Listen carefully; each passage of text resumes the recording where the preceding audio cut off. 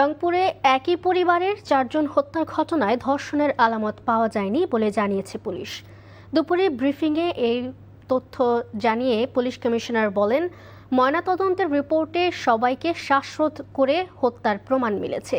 নিহতদের শরীরে ধর্ষণের আলামত সংক্রান্ত ডোমের বক্তব্য ভিত্তিহীন বলেও জানান তিনি।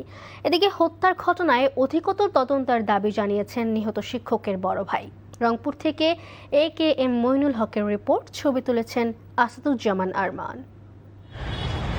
মানে কি পাইছেন কি এমনিতে আমাদের বীর্য ছিল মানে কোনটার মধ্যে মেয়েটা মানে যেটা মেয়েটা হ্যাঁ তো তারা ধর্ষণ হয়েছে হ্যাঁ পুরো আল্লাহ বলা যাবে না যে কি হয়েছে কি না হয়েছে, কিন্তু দুইটা মায়ের বেটির দুইটা স্বভাব রাখা হয়েছে। মেয়েটা তো ধর্ষণ হয়েছে, ডাক্তার কি মানা করতেছে কেন কি তা বলতে পারলাম না, এখন ডাক্তার জানে আর রিপোর্ট জানে। এ বক্তব্যের পর রংপুরে মা মেয়ে সহ একই পরিবারের 4 জনকে হত্যার ঘটনায় নতুন আলোচনার জন্ম দিয়েছে।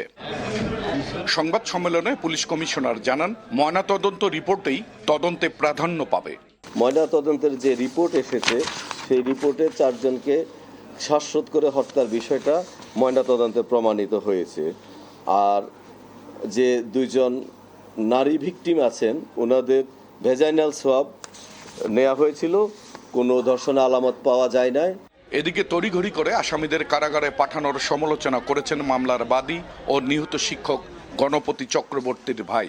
যে 2 জন আসামির কথা বলা হয়েছে ধরা পড়ছে, এই 2 জনে এত বড় হত্যাকাণ্ড সংগঠিত করা সম্ভব নয়। এর পিছনে আরো বড় বড় কারণ আছে, সেইগুলো খুঁজি বাই করার জন্য আমি প্রশাসনের দৃষ্টি আকর্ষণ করছি। নিহত শিক্ষকের সাবেক কর্মস্থল রংপুর জেলা স্কুলের শিক্ষক শিক্ষার্থীরা গত কয়েকদিন ধরে আন্দোলন করছে। সুশাসনের জন্য নাগরিক সুজন সহ বিভিন্ন সামাজিক সংগঠনও হত্যাকাণ্ডের প্রকৃত ঘটনা উন্মোচনের দাবি তুলেছেন।